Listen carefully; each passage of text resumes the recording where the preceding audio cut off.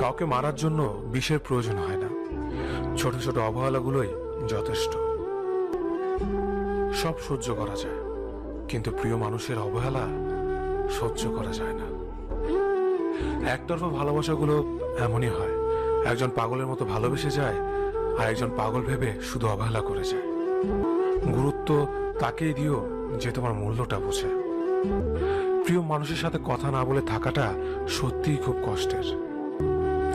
নিজেকে এমন ভাবে তৈরি করো যে তোমাকে ছেড়ে চলে গেছে সে যেন তোমার জীবনে ফিরে আসার জন্য আফসোস করে। সময় একদিন বুঝিয়ে দেবে তুমি কাকে খুঁজতে গিয়ে কাকে হারিয়েছ। মানুষের জীবনে যে জিনিসটা থাকা সবচেয়ে বেশি প্রয়োজন তা হলো ধৈর্য। যখন কেউ কাউকে ছেড়ে চলে যায় তখন সে শুধু নিজে যায় না, সাথে সাথে সেই মানুষটার ভালো থাকার মুখের হাসিটাও ফিরে নিয়ে চলে যায়। ভালোবাসা এমন একটা জিনিস, সম্পর্ক শেষ হয়ে গেলেও অনুভূতি শেষ হয় না, স্মৃতি হয়ে রয়ে যায় বারবার কষ্ট দেওয়ার জন্য। ঠাট্টা ছলে যে তোমাকে মানুষের সামনে অপমান করে তাকে বন্ধু মানিও না। কেউ বুঝুক বা না বুঝুক, মন খারাপ হলে মা চেহারা দেখেই বুঝে যায়। বন্ধুত্ব কখনো হারায় না, হারিয়ে যায় সেই মানুষটি যে বন্ধুত্বের মূল্য দিতে পারে না।